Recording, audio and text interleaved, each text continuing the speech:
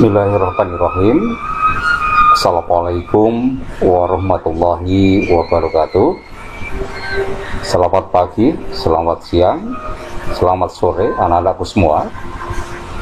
Selamat berjumpa kembali dengan Pak Guru, Pak Sarjan, dalam kelanjutan penyampaian materi pelajaran prakarya kelas 8 semester genap. Kali ini setelah 2 minggu yang lalu masing-masing sudah kita sampaikan penyampaian materi kerajinan bahan limbah keras, yang dalam hal ini pada kesempatan kali ini kita lanjutkan dengan praktek pembuatan kerajinan bahan limbah keras, diantaranya dari kaca, kerang, dan plastik. Akan kita sampaikan contoh dan tahapan pembuatan kerajinan dari bahan limbah keras.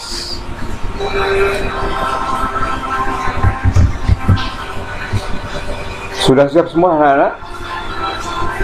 Baik, kalau sudah siap, sebelum dilanjut, setelah penyampaian materi ini nanti,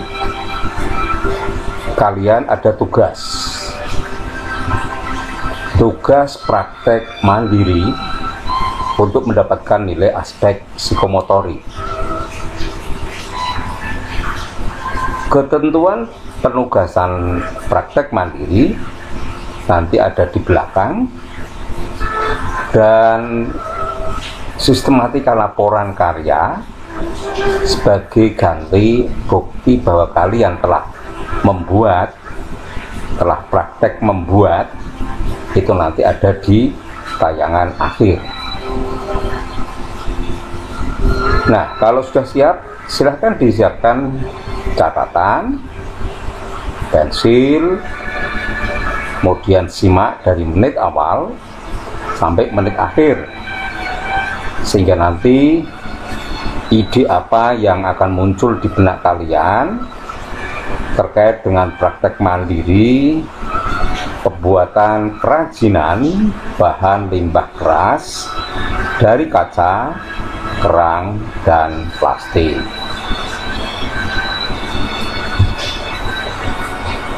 Baik, kalau sudah siap,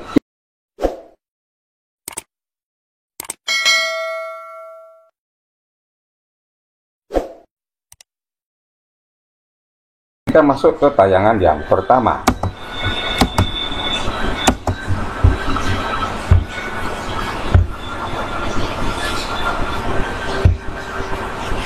Nah, kita coba kilas balik materi yang telah lalu, yaitu tentang jenis-jenis limbah keras. Masih ingat ya?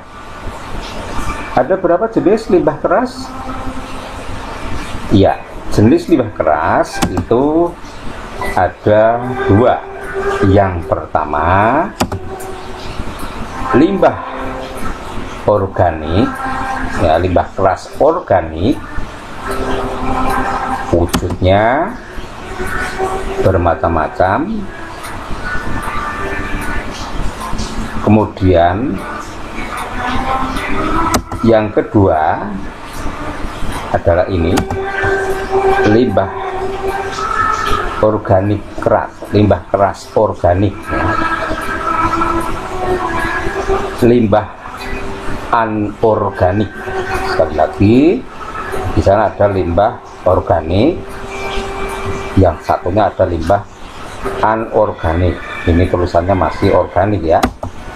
Ya, seperti ini, limbah anorganik. Ada limbah keras organik dan limbah keras anorganik. Nah, macam-macamnya telah kita bahas tuntas di pertemuan pertama.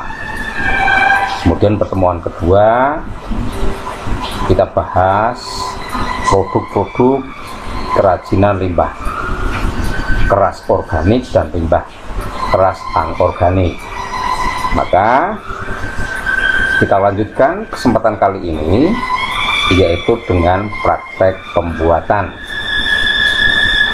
Materi ini sebagai bekal kalian untuk nanti bisa membuat karya kerajinan berbahan baku limbah keras, organik ataupun anorganik. Yang pertama, membuat tempat wadah uang receh dari botol plastik. Nah, di rumah kita, di rumah kalian, tentu uang pecahan Rp200, Rp500, Rp1.000 kadang berceceran di atas meja, di atas kulkas, dan mungkin di kantong-kantong. Agar uang-uang receh tadi bisa bermanfaat dengan tepat, maka sebaiknya perlu dibuatkan wadah sehingga tidak terjajar-jajar. Bahannya yaitu botol plastik minuman yang cukup besar,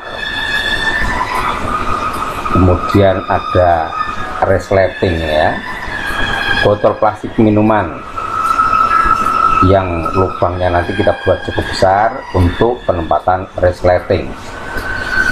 Kemudian bahan yang kedua ada benang jahit, yang ketiga ada lem, yang keempat ada cat semprot. Ini bahan untuk membuat wadah uang receh dari botol plastik. Alat yang dibutuhkan ada jarum jahit, kemudian ada gergaji. Kalau tidak ada gergaji besi, pakai cutter ya, ini pakai cutter. Nah, seperti ini wujud gambar dari alat dan bahan. Ya, kita siapkan botol, cutter, lem, resleting yang besar. Nih, bisa kalian perhatikan dulu, kalian simak dulu, mungkin nanti kalian punya ide membuat tempat wadah uang receh dalam bentuk yang lain. Masuk tayangan yang kedua, masih pada tempat wadah uang receh dari botol plastik.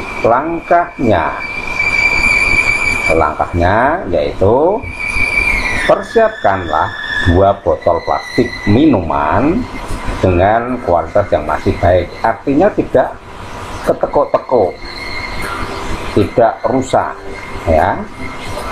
Cuci hingga bersih, cuci botol itu hingga bersih dengan menggunakan sabun, lalu boleh dikeringkan di bawah terik matahari.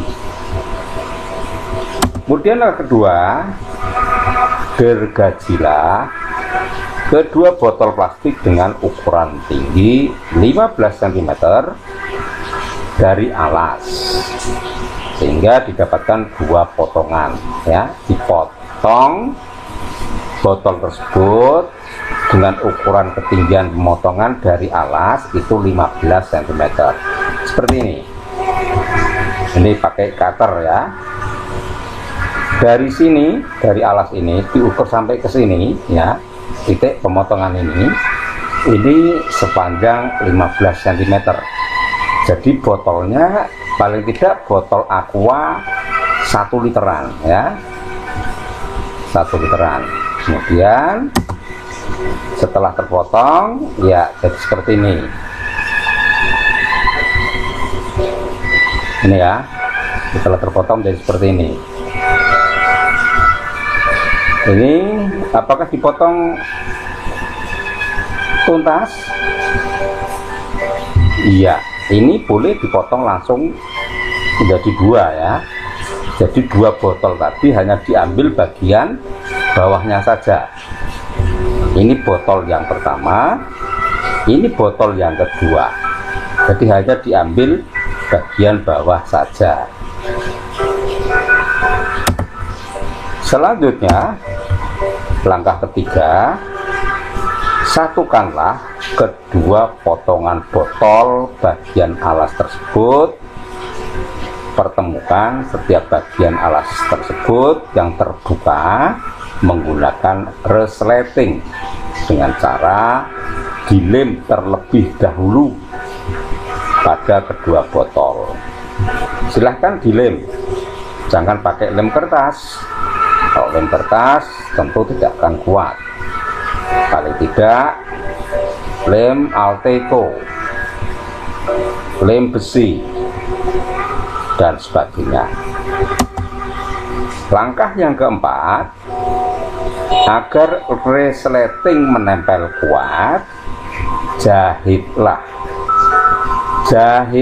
sekali lagi jahitlah secara manual menggunakan benang yang agak tebal dan jarum yang besar.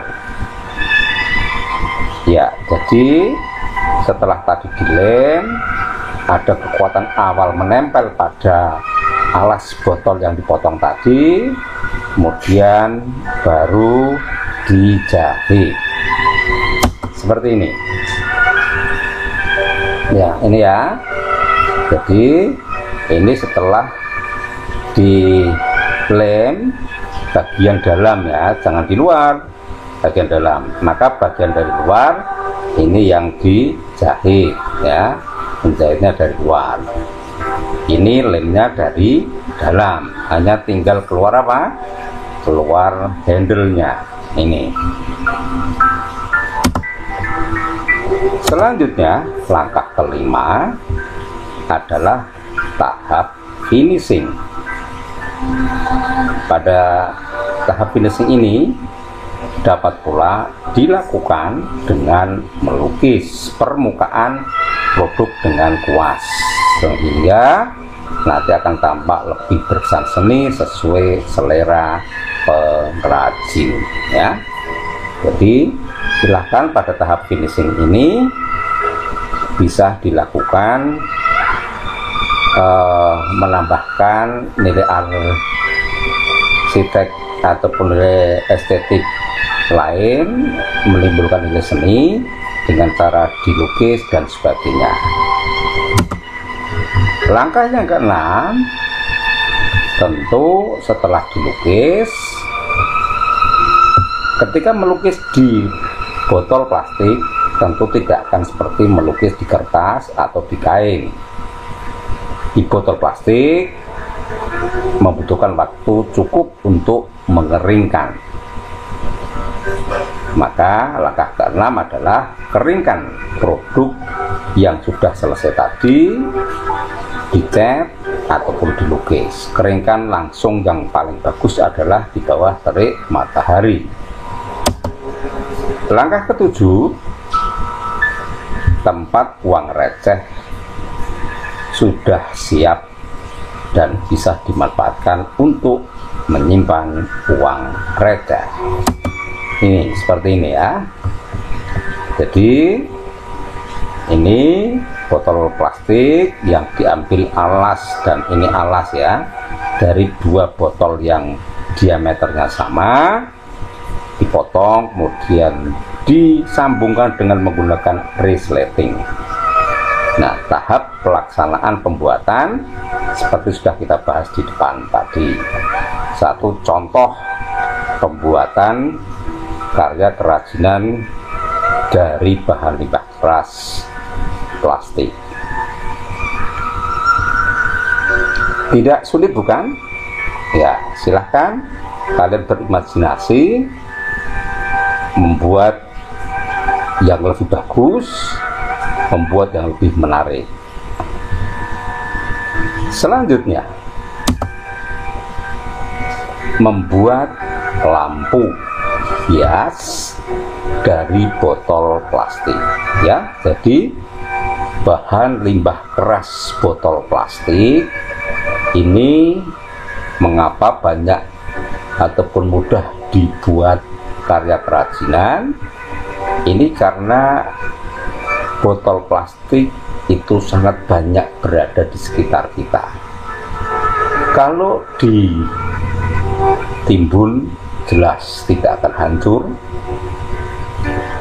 kalau dibakar tentu akan menimbulkan polusi. Nah, inilah mengapa bahan limbah keras dari botol plastik banyak bisa digunakan untuk membuat karya kerajinan.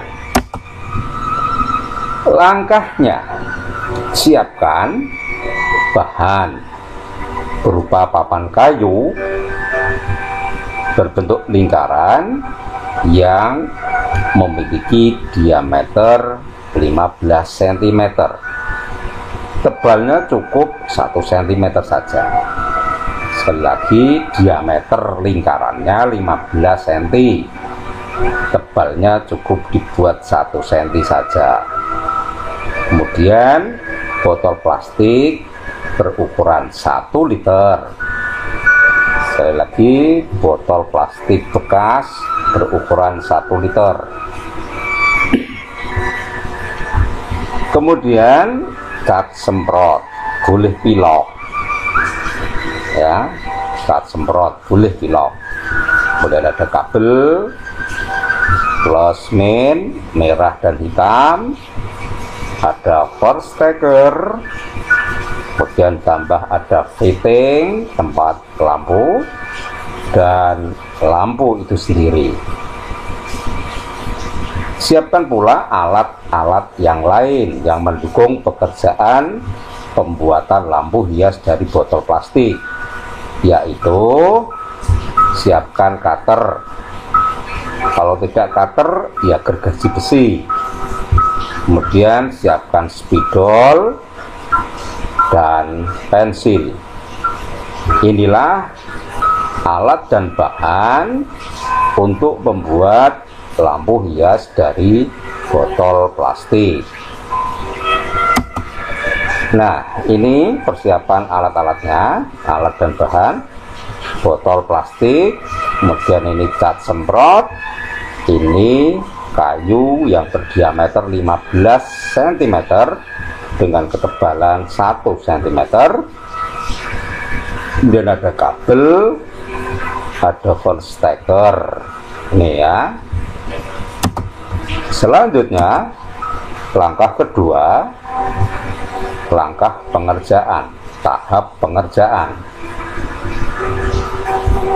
Potonglah botol plastik menggunakan pisau, cutter, atau gergaji besi pada bawah maupun atasnya, sehingga bagian alas dan leher botol hilang.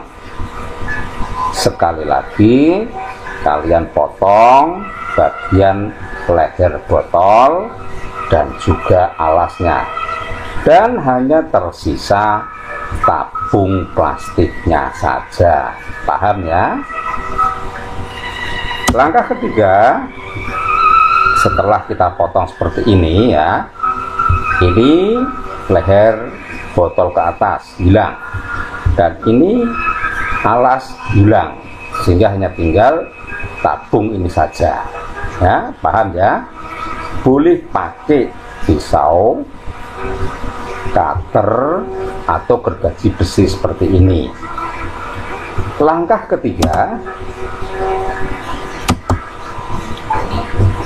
permukaan potongan dari botol tersebut dilubangi dengan pola lingkaran atau segitiga.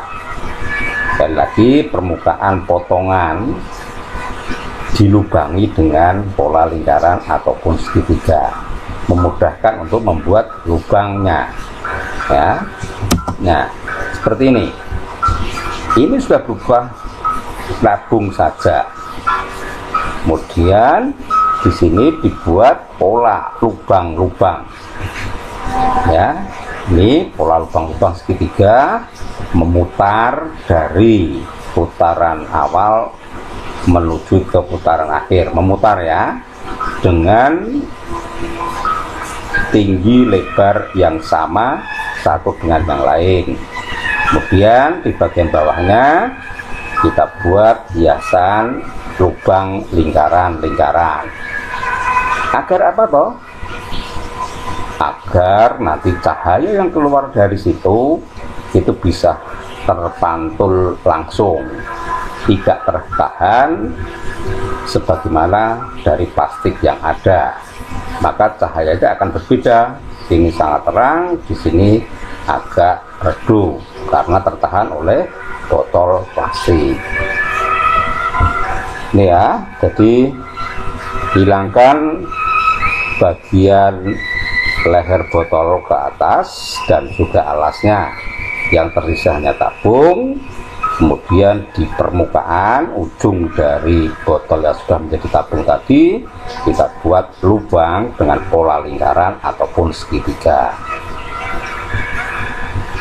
Langkah selanjutnya, siapkan alas ya, alas lampu yang terbuat dari kayu tadi ya, dengan melubangi bagian tengahnya. Kayu yang berdiameter 15 cm dan berketebalan 1 cm tadi dilubangi bagian tengahnya. Kemudian lubang tadi untuk menempatkan posisi fitting lampu dan juga alur kabel stekernya, per stekernya, serta agar lampu dapat berdiri tegak dan kuat. Ini ya. Langkah kelima, pasang 4 besi tipis. Jadi tadi bahannya memerlukan plat besi tipis ya untuk penegak. 4 besi tipis dan kecil pada sekeliling alas secara simetris dengan cara dibaut atau dipaku yang berfungsi sebagai penjepit kap lampu. Sekali lagi, plat besi tipis diperlukan untuk berfungsi sebagai penjepit kap lampu. Langkah keenam, setelah alas sudah siap, kap lampu yang terbuat dari botol plastik tadi dipasangkan pada alas dalam posisi tegak dengan cara dipaku atau dijepit tadi. Nah, seperti apa? Ini yang dimaksud, ini adalah plat tipis ya, plat besi tipis kecil, 4 posisi untuk menahan apa? Menahan kap dari botol yang tadi berbentuk tabung. Jadi botolnya nanti tertahan oleh ini ya, itu. Ini dilubangi dari sini, ini keluar kabel menuju ke pot steker, dan ini fitting agar tepat pada lubang yang tadi sudah dilubangi. Selanjutnya, langkah ketujuh adalah finishing. Finishing dapat dilakukan dengan mengecat ataupun menyemprot cat agar bisa menutup seluruh permukaan secara merata atau dibiarkan sesuai warna aslinya. Selain itu, dapat dilakukan pula dengan cara melukis permukaan luar botol. Ini semata-mata untuk menimbulkan, menciptakan nilai seni bagi botol air tadi yang sudah berubah fungsi menjadi kap lampu. Langkah ke-8, setelah cat kering sempurna, lampu hias pun siap dipasang untuk mempercantik rumah kita ya. Jadi ini membuat lampu hias dari botol plastik.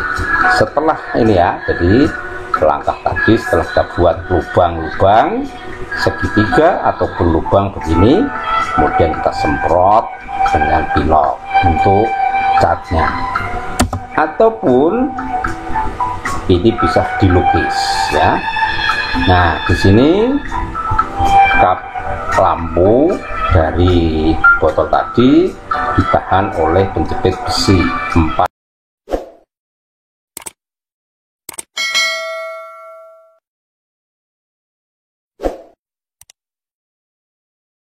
Lampunya di tengah, maka di sini akan keluar cahaya-cahaya langsung dari lampu.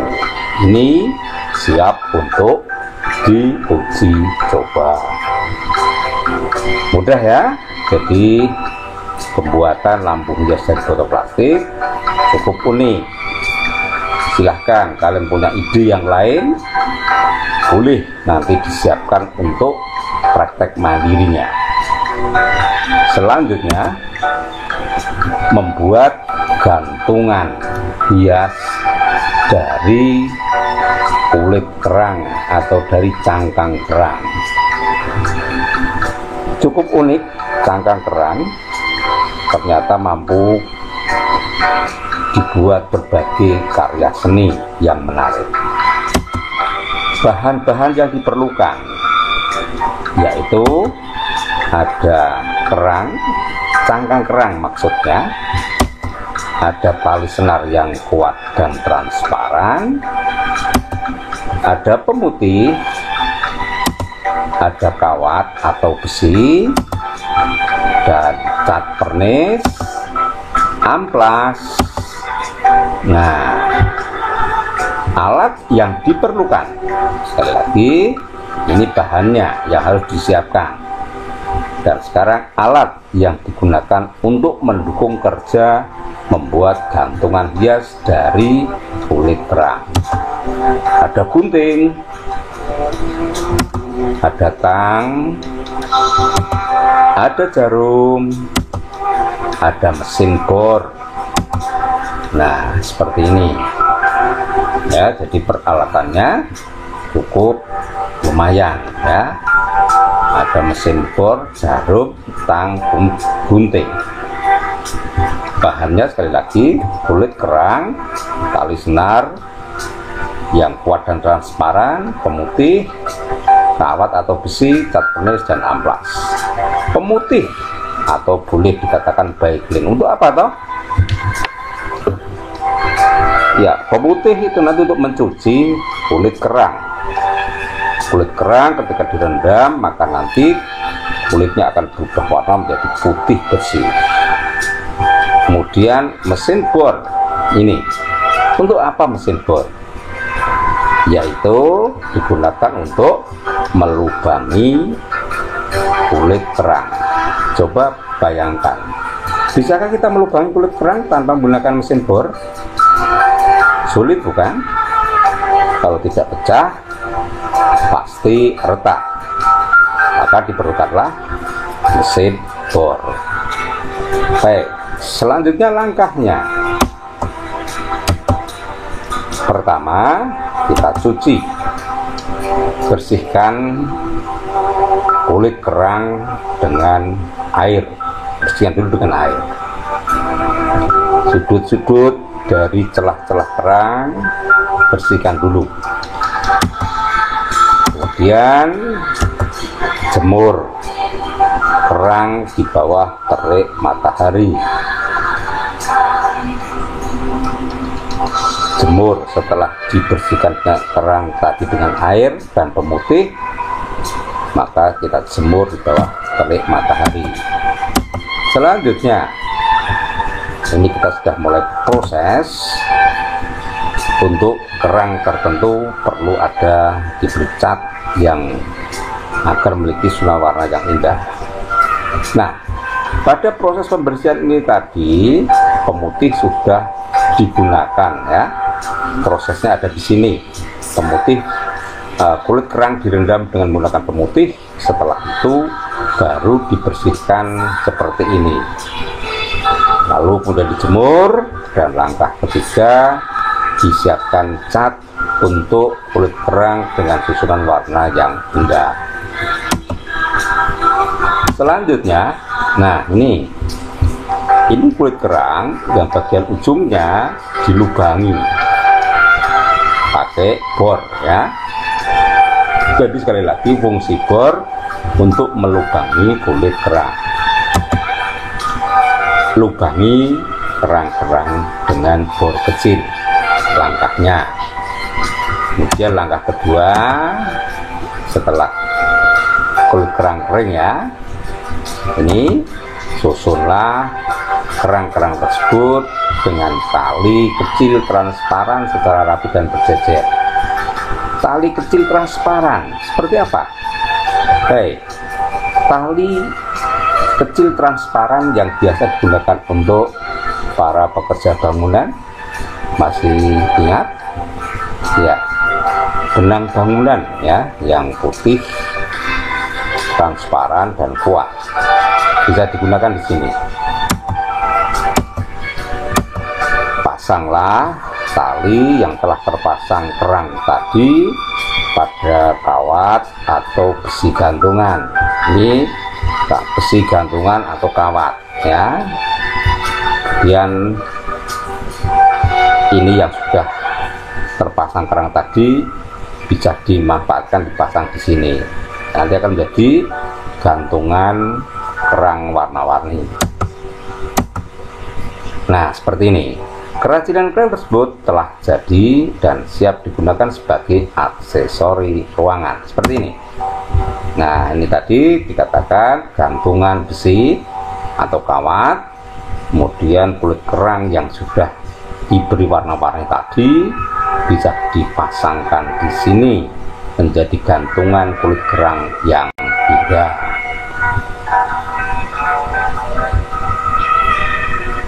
Selanjutnya yang keempat, lukisan mozaik dari kaca. Banyak kaca pecahan di sekitar kita yang tidak termanfaatkan. Kalau kita terampil, maka pecahan kaca tersebut bisa disusun sedemikian rupa sehingga menjadi lukisan mozaik. Ini kaca yang pecah ya, dan alat pemotong kaca. Lalu di sini ada gambar sketsa untuk nanti dibuat bentuk di kaca ini. Kemudian ini setelah ini dipindahkan di kaca ini, kemudian kaca bisa dilukis ya, ini ya. Siapkan bahan-bahan kaca yang sudah dibersihkan. Buatlah konsep atau desain lukisan kaca dengan mempertimbangkan objek yang akan dilukis beserta ukuran dasarnya. Sekali lagi, ini pecahan kaca dan ini konsep gambar yang nanti akan dilukis di kaca.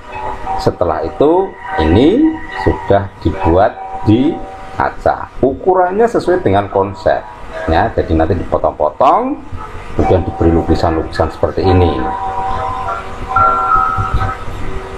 Selanjutnya, setelah potongan-potongan kaca tadi diberi lukisan, nah ini kemudian dilakukan pengecatan pada kaca yang telah dipotong-potong sesuai dengan konsep desain gambar tadi. Potong kaca besar, kemudian diwarnai sesuai dengan warna objek yang telah dirancang menggunakan kuas. Tempelkan potongan kecil-kecil tersebut pada bidang objek yang telah digambar ulang menggunakan lem kayu dan biarkan selama 1-2 hari agar kaca dapat menempel kuat seperti ini. Nah, sekali lagi potongan kaca kecil tersebut pada bidang objek yang telah digambar ulang menggunakan lem kayu dan biarkan selama 1-2 hari agar kaca menempel kuat.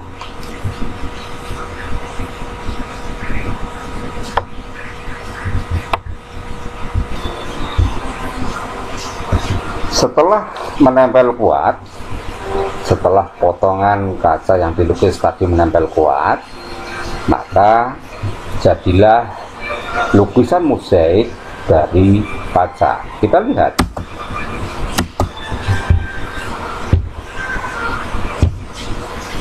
Ya, seperti ini ya. Ini potongan kaca yang sudah diberi lukisan, dan ini ada figura lukisan mozaik dari kaca. Finishing dapat dilakukan dengan memberikan bingkai figura pada lukisan mozaik tersebut dengan warna yang selaras dengan objek lukisan, disertai pengait untuk digantung di dinding ya. Nih,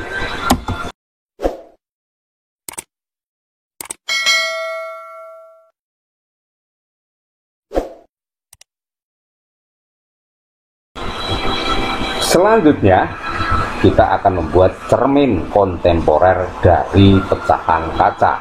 Nih, kita butuhkan apa ini? Persiapannya adalah papan kayu berukuran 60 cm panjang, 50 cm lebar dengan ketebalan 1 cm dan beberapa kaca bening ya. Jadi bahannya kayu berukuran 60 x 50 cm dengan ketebalan 1 cm. Nah, kemudian membuat desain cermin yang bertema wayang kontemporer pada kertas. Desainnya dari kertas, sekali lagi ya, dibuat selebar ukuran kayu tersebut. Kemudian bentuklah cermin tersebut dengan menghilangkan beberapa bagian papan kayu yang tidak sesuai desain menggunakan tata ukir. Ini desain kertas, ini papan kayu, kemudian sesuai dengan desainnya, bagian kayu yang tidak diperlukan ditata atau dipotong.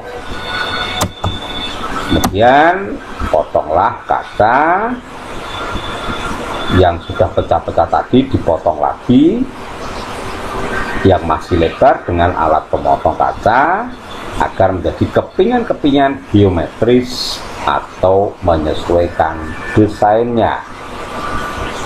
Sekali lagi, potong pecahan kaca tersebut yang masih lebar menjadi kepingan-kepingan geometris.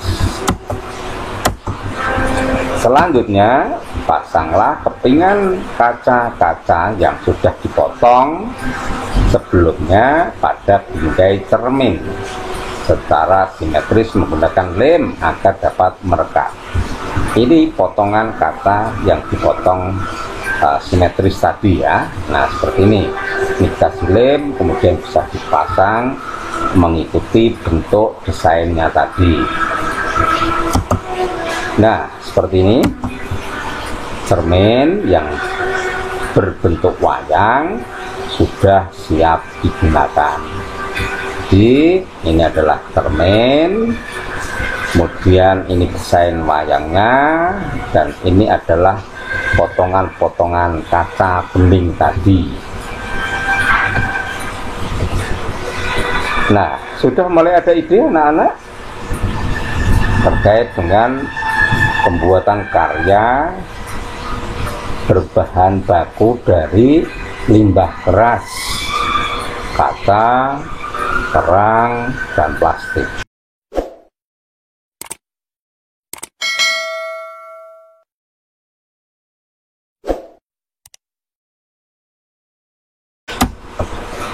Sekarang materi sudah sampai pada ujung waktu penyampaian. Tugas praktek di sini untuk mendapatkan nilai aspek psikomotorik, kalian Pak Guru beri tugas untuk membuat praktek praktek mandiri. Apa tugasnya? Seperti apa tugasnya? Nah, ini. Buatlah sebuah karya kerajinan dari bahan limbah keras seperti limbah kaca, cangkang kerang, dan atau limbah plastik. Boleh pilih salah satu.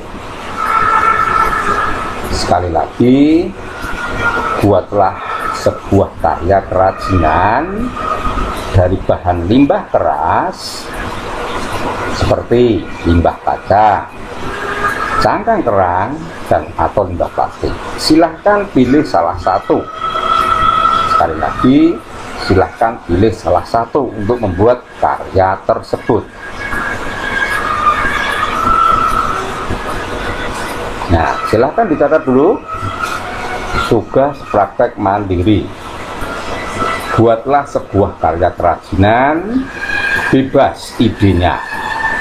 Mau buat apa boleh.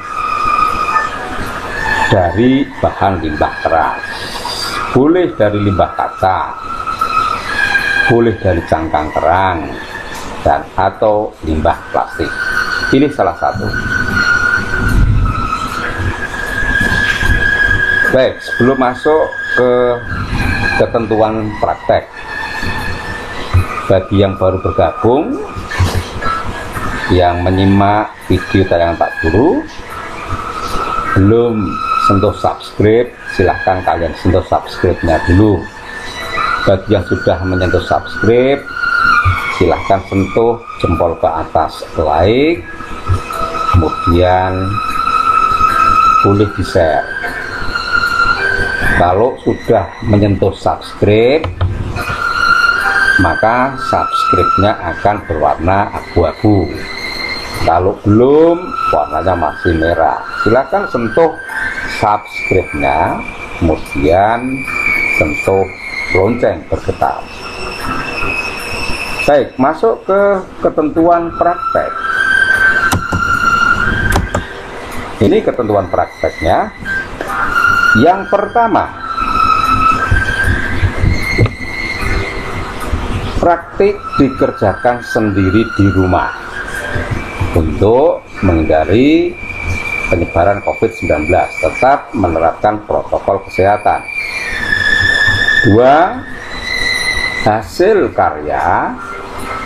karya kerajinan tidak perlu dikumpulkan di sekolah. Sekali lagi, hasil karya kerajinan tidak perlu dikumpulkan, cukup difoto dan dibuat laporan karya. Jadi nanti yang dikumpulkan ke sekolah hanya laporan karya kerajinan tersebut. Yang ketiga, ide karya kerajinan bebas. Mau buat apa bebas, tetapi tetap berbahan baku limbah keras kaca, kerang, atau plastik.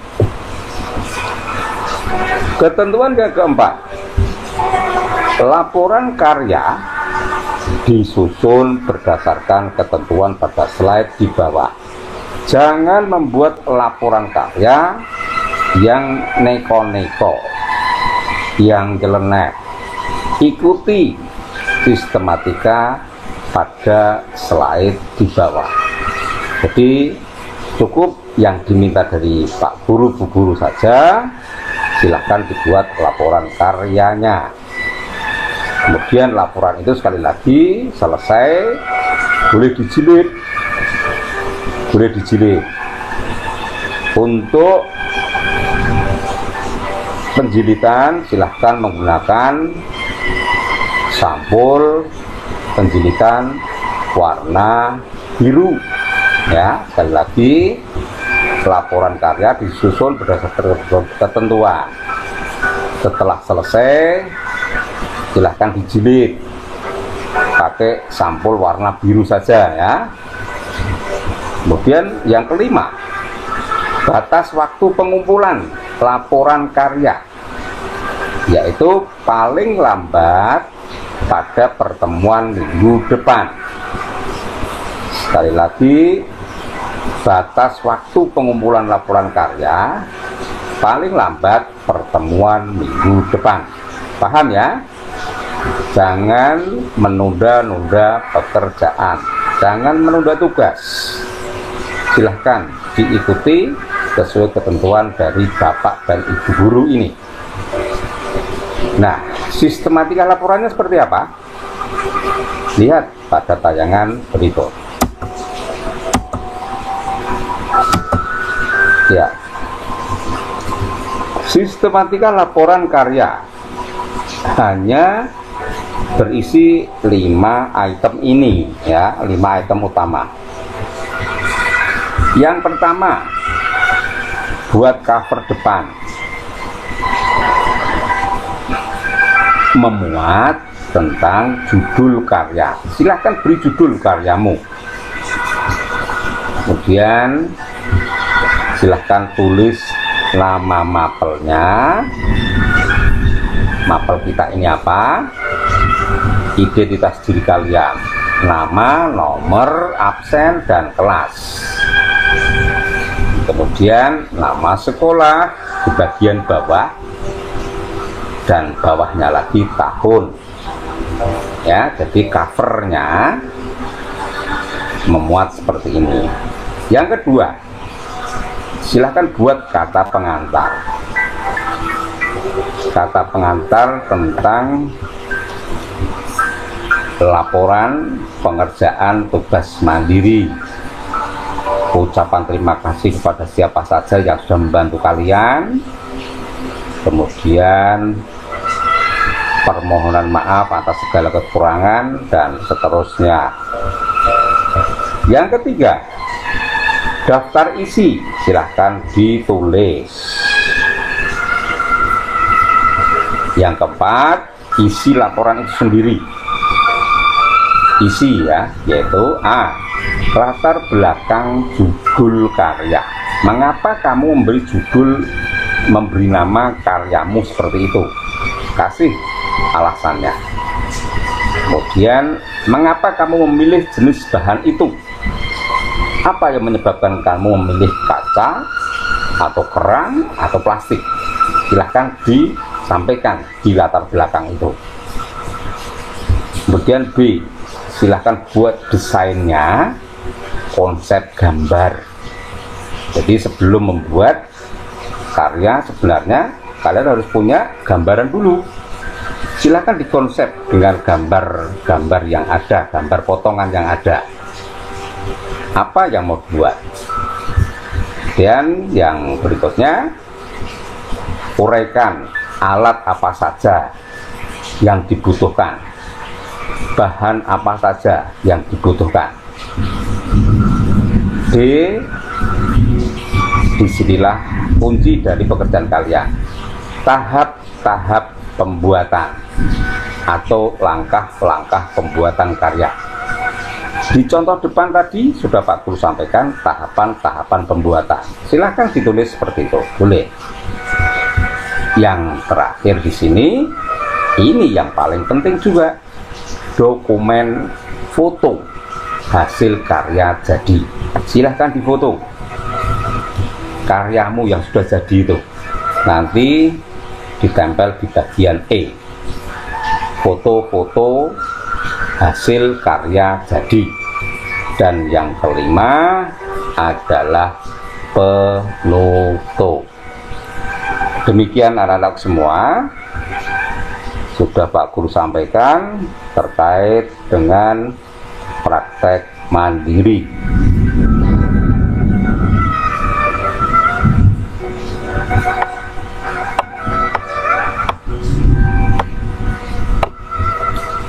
Terkait dengan praktek mandiri. Sekali lagi silahkan segera dikerjakan, waktunya sampai dengan pertemuan akan datang. Jangan sampai menunda-nunda pekerjaan. Kerjakan dengan benar, kemudian silahkan buat laporannya. Sekali lagi, yang dikumpulkan di sekolah bukan benda kerjanya, tetapi laporan karya dengan sistematika seperti ini. Paham ya? Baik, sebelum Pak Guru akhiri, Sekali lagi, bagi yang belum sentuh subscribe, bantu Pak Guru dengan sentuh subscribe, kemudian sentuh jempol ke atas, like, dan boleh dibagikan ke teman-teman yang lain, ataupun untuk yang Bapak Ibu guru boleh dibagikan ke Bapak Ibu guru yang lain. Semoga ada manfaatnya dan majulah pendidikan Indonesia. Terima kasih, ada kurangnya mohon maaf. Bila taufiq wal hidayah. Wassalamualaikum warahmatullahi wabarakatuh.